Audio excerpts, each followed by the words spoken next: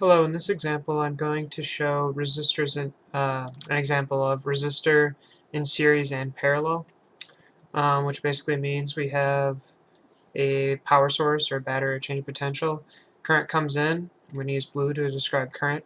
Current comes in, then splits into each one of these forks. There's different resistors, some in series, they're all in parallel, comes out and returns, goes around a circle, blah blah blah. Okay. So here's how you solve this problem.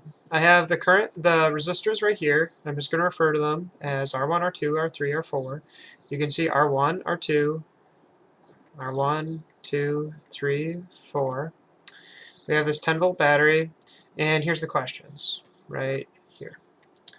So first I'm going to answer question A. Find the total resistance of the circuit. So we're going to neglect any resistance of the actual wiring, because that's what you do in these examples. And I'm going to add up all the resistors. So first I'm going to add, I'm going to make this RS, which will be equal to the series of R2 plus R3. You should look at the previous examples I've given about series to understand how it works properly if you have any questions. So what I have is 40 ohms plus 10 ohms, which is equal to 50 ohms. I now have to put them all in the parallel form, which will be REQ, and that'll be 1 over REQ for parallel. Then I'll have 1 over R1 plus 1 over RS, because that's the series, plus 1 over R4. That'll be equivalent to REQ, not equivalent, but then I'm going to plug in the numbers, and I'm going to have 1 over 60 ohms plus 1 over 50 ohms plus 1 over 30 ohms. So now what I do is I get the common denominator, which is big number. I know what I did, and here's what I did. I just used a calculator, and instead of getting the common denominator, what I did is I just got 1 over 60 plus 1 over 50 plus 1 over 30, got them into decimal form. You can use a calculator to do this. And I then had 1 divided by I had 0.07 ohms is equal to 1 over REQ. We now flip them. REQ is equal to 1 divided by 0.07 ohms, which is equal to 14.28 ohms.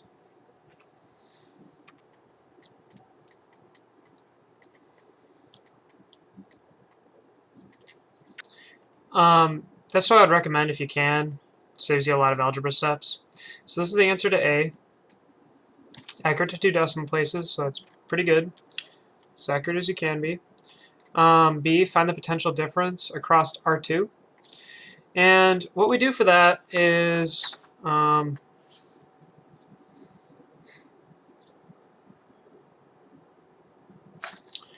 we find I. Here, I'm going to use blue for that. So we have I is equal to I1 plus I2 plus I3. Instead of R2, I'm actually going to make our I2, this is going to be IS, because that's I through the series. And I1 will go through resistor 1, I3 will go through resistor 3. So in order to get I, we take the change of potential, the total change of potential, which is 10, and divided by REQ, which will give us 10 volts divided by 14.28, which is equal to 0.7 amps. So now we have 0.7 amps as the total I. To calculate I1, we have to take the change of potential divided by R1. And the reason that this will work is because, as I've explained in a previous video, we have a voltage here, potential here, across all these beginning. Then we have potential here, V2, across all of these at the ending. So what we're trying to find is, right now, in question B, is actually the potential just across this one, and since it's in series, we can't just instantly find it. It's not just 10 volts. So this is the reason we're going through all these steps. Sorry, I didn't explain that before.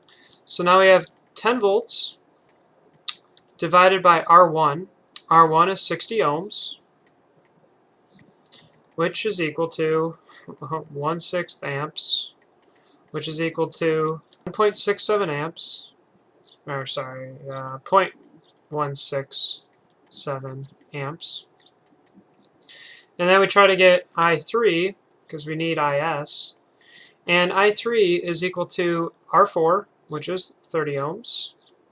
Or sorry, the change in voltage divided by R4, which is 10 volts divided by 30 ohms, which is equal to 1/3 amps, which is equal to 0.333 amps. Add those up, and we get essentially 0.5 amps. And so you know I has to be equal to I1 plus I3 plus IS. We know that this right here is equal to those two.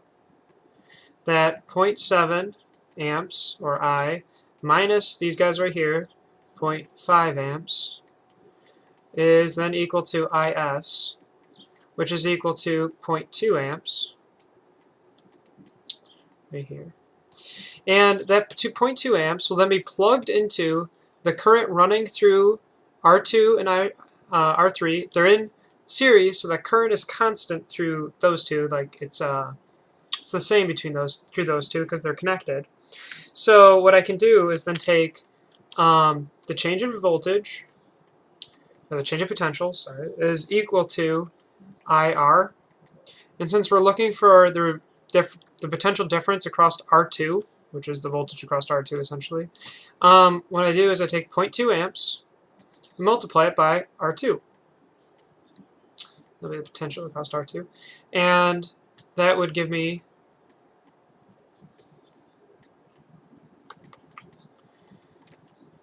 that'll give me 8 volts. So that's the answer to B.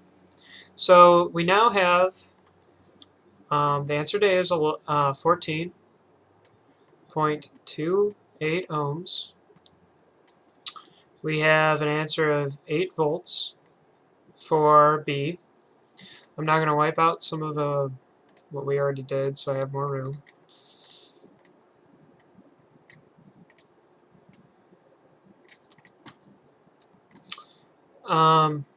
And now we'll have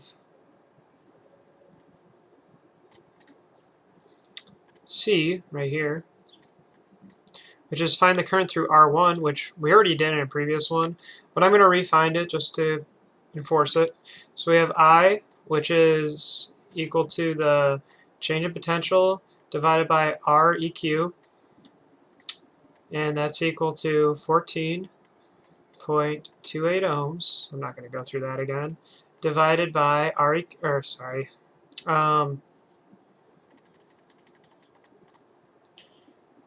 we have 10 volts divided by 14.28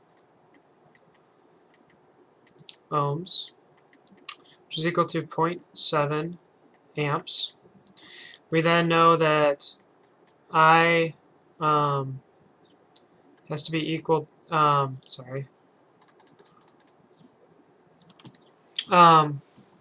actually, we don't need this 0.7, but I'll use it. This will be the answer to D, which is find the current before the fork. Because if you think about it,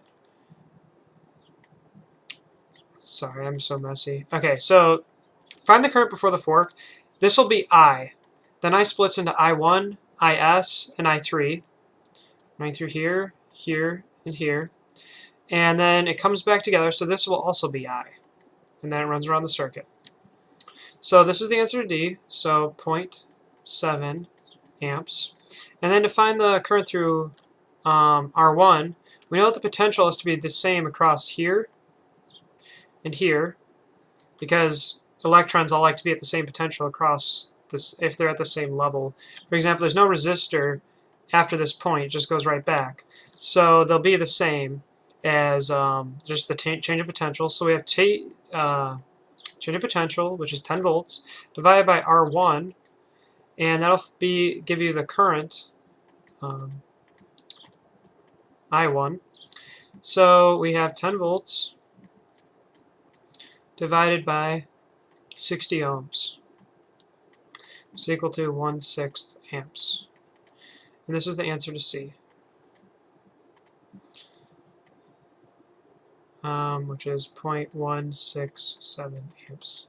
Sorry this was a really messy one. I'm just trying to whip through this. But I hope you still understand what I'm doing. If you have any questions, I'll be there to clarify, and I'll even edit some of this to give you a better understanding if you need to.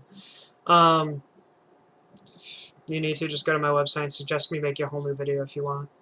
But thank you for your time. Feel free to visit my website. And this is pretty much how all series and parallel questions are. Sometimes they'll have multiple batteries, and that gets a little bit complicated with capacitors. And that's RC circuits. But I'll explain that in a future video. So I hope this helps, and thank you for your time.